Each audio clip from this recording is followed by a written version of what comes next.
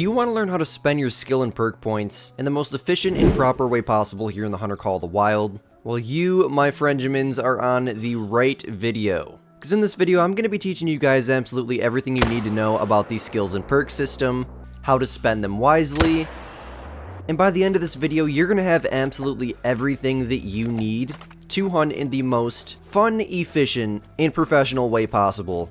As without skills and perks, or without spending them in the correct way, your hunt can be an absolute disaster. Trust me, I tried to make it without skills and perks for a very, very long time, and I failed miserably on a daily basis. So without further ado guys, as always, my name is Squid. If you're new here, welcome to the channel. I'm known for extreme simplicity and extreme detail in my guides here on YouTube. I'm a 16-year-old content creator, and if you guys want to help me out with my goal of 50,000 subscribers by the end of 2026, if you do end up enjoying this video, join the Squid Gang, join the family, hit that subscribe button down below. Last but not least, I do have a Discord server linked in the description. You guys can ask any question you would like in there, and someone will reply to you literally within 30 minutes. We're all in there pretty much 24/7. So without further ado guys, wasting no more of your time, let's go ahead and dive into today's guide, Skills and Perks. Alrighty boys, so we're going to go ahead and start out here in the skill tree. I have 7 in Stalker and 6 in Skills. We're going to kind of go over what every one of these does, and I'm going to tell you how to buy them in the specific pattern that'll allow you to get everything that you need. So I think what I'm going to go ahead and do here is I'm going to reset my skills, and then I'll just rebuy them with you guys, because I actually want to make a change to my skill tree. There's something different that we're going to talk about here in just a second with this disturbed vegetation skill that I don't have that allows us to have it. So I guess I'm just going to go ahead and click reset skills, spend 45k on one video so casually. And now as you can see, I have 13 skill points. In Stalker, the very first thing that you're going to want to do is go ahead and get all 3 points in locate tracks. The first point is going to allow you to narrow down the directional tracking cone, both in the world and on the map, which is when you pick up a track, as you can see, it's quite wide. It will narrow it down a little bit, telling you what direction the animal's going more precisely. Level 2 increases the distance at which tracks are visible and highlighted. And number 3, it'll just narrow down that little blue cone even more, and that will help you an absolute crap ton. Okay, next you guys are going to want to go over to track knowledge. Here we're going to buy all 3 points. We're going to go over what these points do. Level 1 reveals information about an animal's gender when investigating footprints and vocalizations. So for example, if I grab this, as you can see in the upper right hand corner, it shows me that this is a female. If I were to grab another track of a male, that one shows me that there's a male. So that's very, very useful when tracking animals. So that way, for example, if you were like looking at a male or something and you seen where he was standing, you can know that it's his track for sure. And tracking just becomes a lot easier when you can see what gender the animals are that you're tracking. Level 2 reveals information about an approximate animal group size when investigating need zone tracks, and an animal's approximate health when investigating blood trails. That one is so crucial, because when you're tracking an animal's blood, it's so nice to know how close the animal is to dying. If his health is at 0 to 25%, he's clearly going to die sometime soon. If you've been tracking him for 20 minutes and his health is still at 75 to 100, well, he's probably not going to die. It can save you so much time. Level 3 reveals information about an animal's approximate weight when investigating footprints. That is extremely, extremely crucial for picking up max weight tracks. I can't tell you the amount of diamonds I've found just by picking up max weight tracks. In fur type, when investigating disturbed vegetation. We're going to go more into that here in a little bit.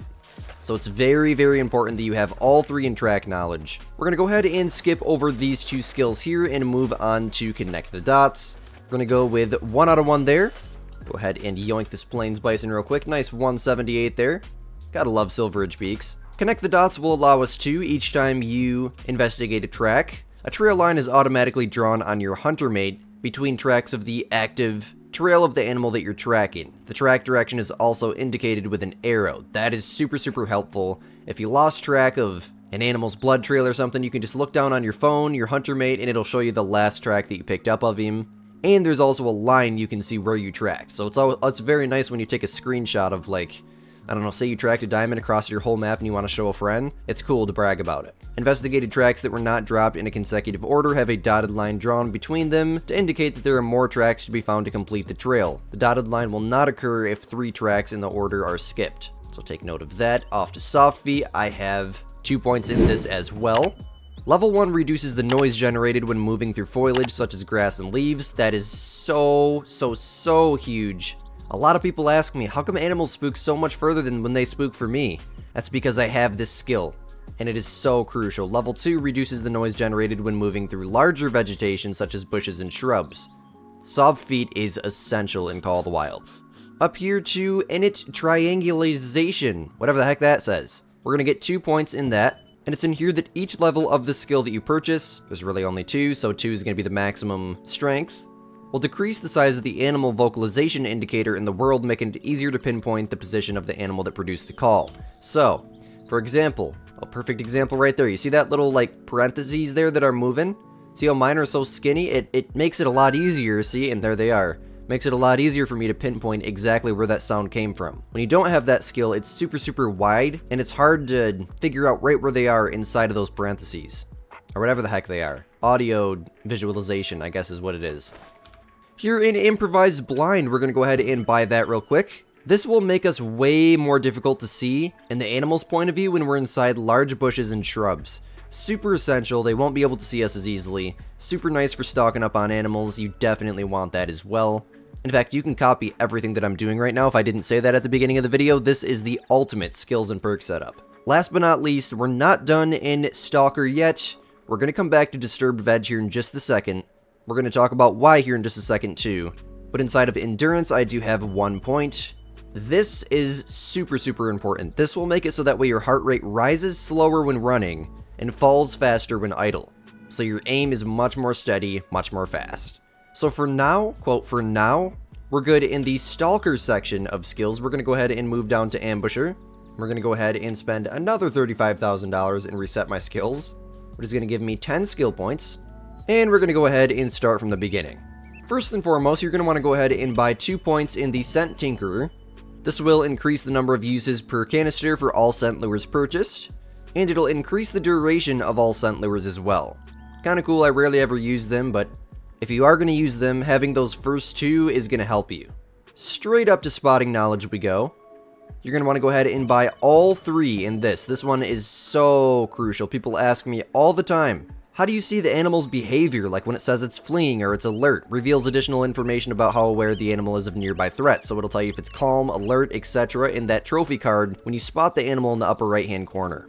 Level 2 reveals information about the approximate health of the animal. That's another one that people ask me all the time. How do you see the animal's health in the trophy card in the upper right hand corner while spotting? That's how. Lastly, level 3 reveals information about the approximate trophy rating and the weight of the animals. That's another thing people ask me all the time. How do you see the trophy rating? Well, my friends, Spotting Knowledge skill. Essential. We're going to go ahead and skip over Dazed and Confused and skip over the more the merrier, even though that, yes, it would be very nice to make more money, but oh, that's for missions anyways, never mind. I thought this was for just claiming animals. No, that's only for missions.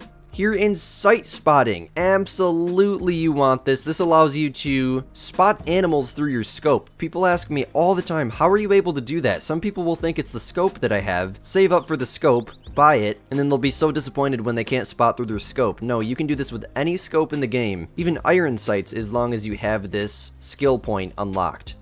Obviously, it unlocks the ability to spot animals while in aim mode with weapons. This means you don't have to switch to the binos or the rangefinder to spot the animal. So crucial. Fatal Attraction, you want 2 points in this as well. Level 1 increases the chance of attracting animals to your location when using collars. Level 2 increases the chance of okay, never mind, I'm just skipping over that. A vocalization response from nearby animals when using collars. So basically, it increases the chance of them talking back to you. I'm a 16-year-old content creator, passing ELA with a D. Work with me. Impact Resistant, we're going to want to go ahead and obviously buy one on this, which will allow us to unlock this next row of perks. Or skills, my bad. What does this one even do? It just reduces the damage when you're falling. Kind of helpful, I guess, because I fall off mountains all the time. Here in Tag, we're going to want to go ahead and skip over that. Here in Who's Deer, we're going to want to go ahead and skip over that. And here in Pack Mule, we're going to want to go ahead and skip over that.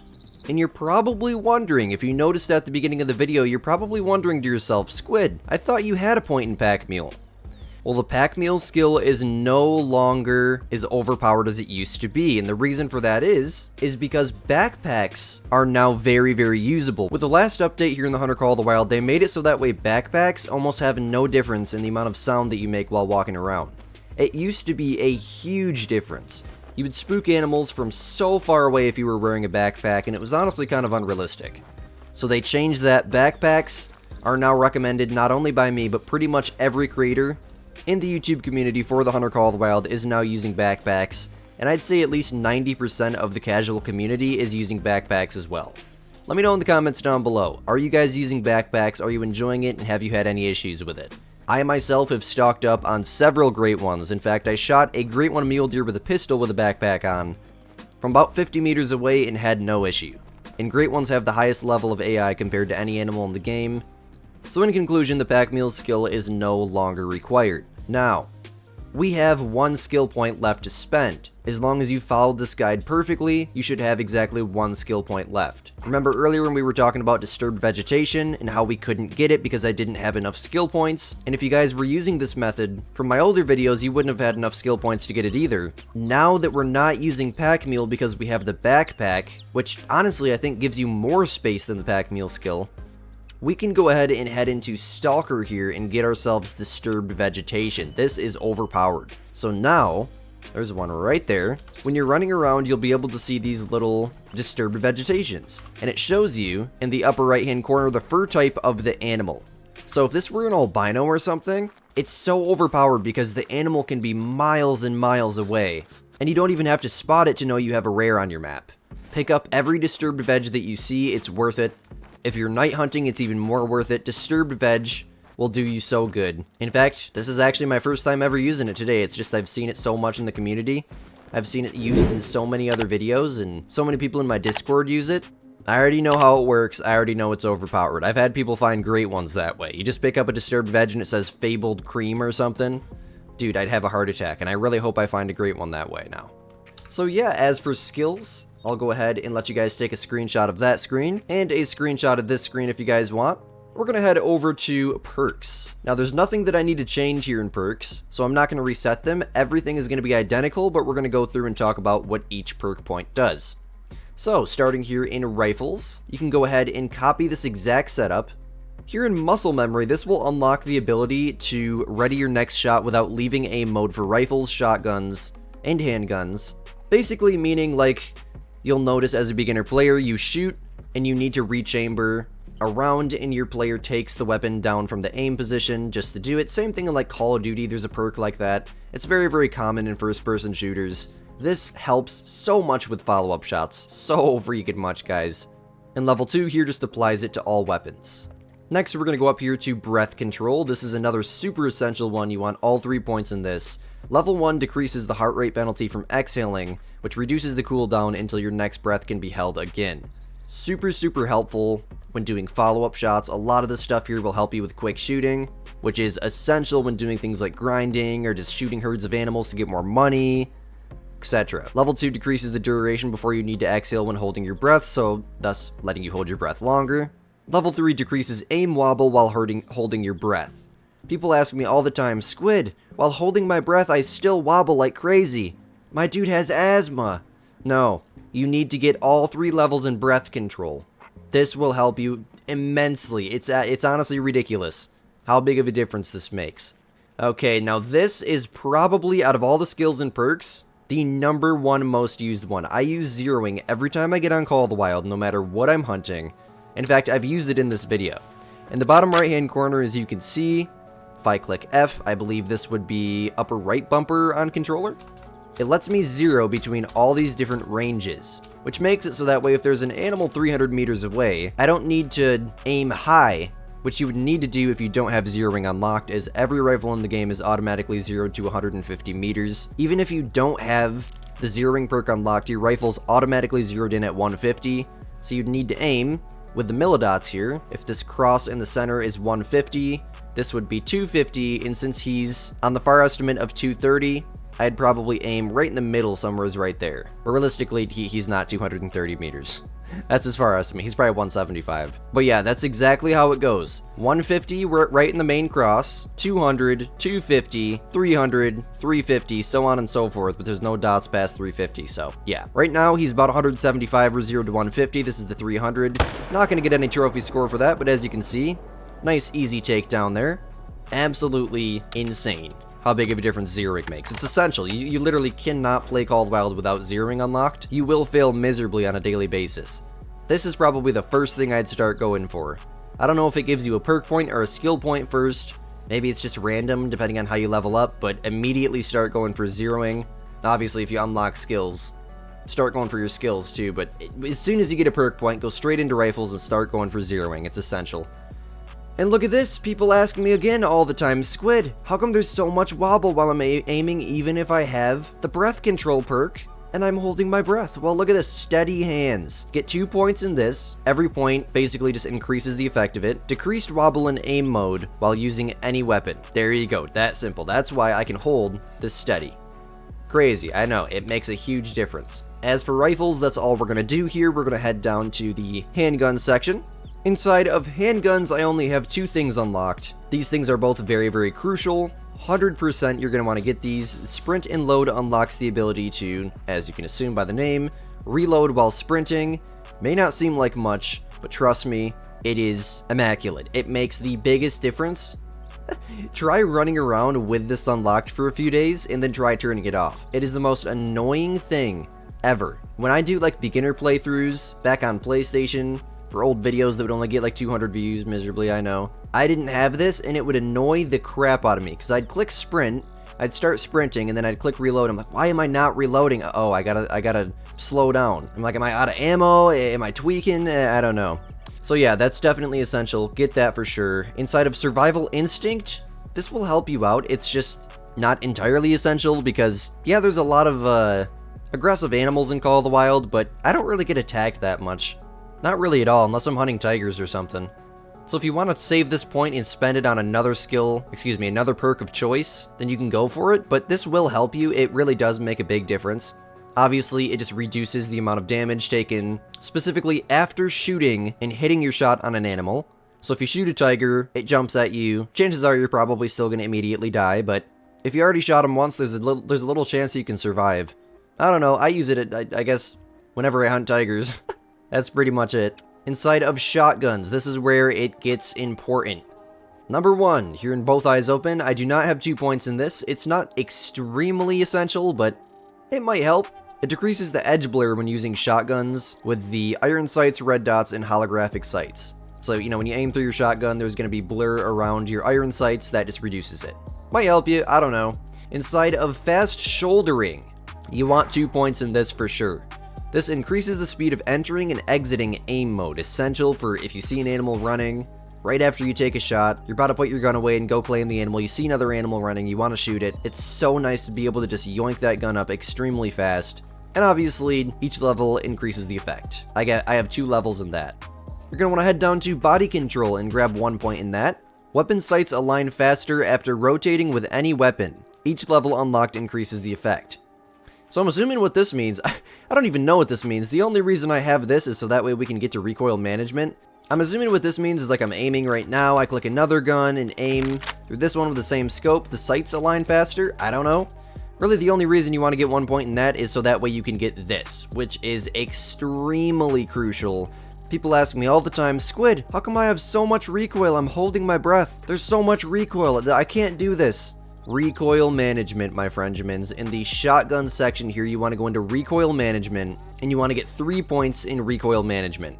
All 3 points. Each level increases the effect. You want all 3 points in this. So essential. That is how we get very, very low recoil. For example, almost no recoil with some of these guns. And as for the shotgun section, that is pretty much it. Down to archery, I have 1 point in full draw. This increases the time an arrow can be drawn in aim mode before fatigue sets in. So basically, he can hold his bow back longer without getting tired, something Squid can't do for 30 seconds in real life without legit passing out. Look at this, guys. Another super essential one. Decreased wobble while moving in aim mode using any weapon. This will also decrease your wobble.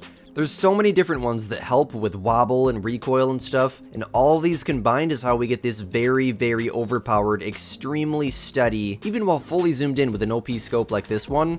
I mean, look how steady this is. And it pretty much immediate death. We're 300 and some meters away. He dead.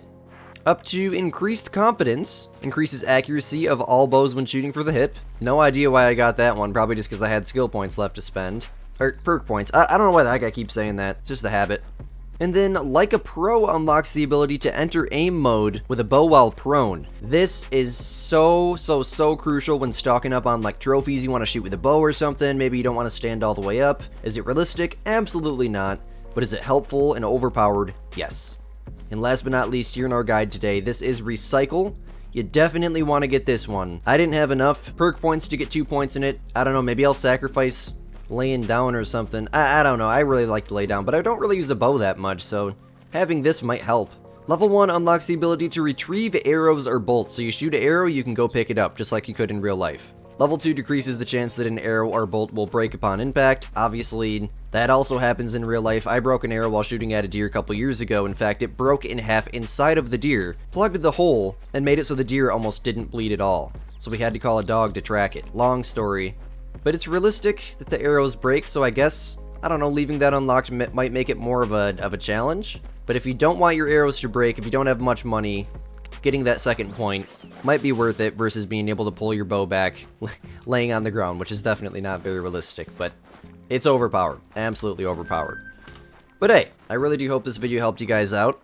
Skills and perks are kind of a complicated thing here in the Hunter Call of the Wild. It's a very simple setup. Most games do rock a skill tree, perk tree, but spending those points wisely in the perfect way, you know, like I said, things like wobble and breath control and stuff like that, recoil, all those perks combined in that very specific way along with other things, you know, the little details like seeing how far the animal is when you spot an animal, or seeing the trophy score of the animal when you spot an animal, seeing the gender of the animal when you pick up an animal's tracks, the weight of the animal when spotting an animal. Things like that are so essential, and they're all from that specific combination of skills and perks. Well, my friends, you did make it to this point in the video. You might as well let me know down below by dropping some W's in the comment section. Got another bear running out here, mate. I love being out here on Silveridge Peaks. Such a beautiful map. Had a nice little casual hunt, even though we only killed a couple animals because I've been talking the whole time. But hey, if you guys want to see these skills and perks in action, make sure you join the live streams. I stream for 2.5 hours usually on end. Most days at 6 p.m. Eastern Standard Time. Join the Discord server for great one grinding questions or just any questions about the game in general. There's a legit team of people in there that have a role called @help that would be more than willing to help you as we speak. As always, my name is Squid, you're watching Squidster Outdoors, and we'll catch you guys in the next banger. Peace out, my gamers.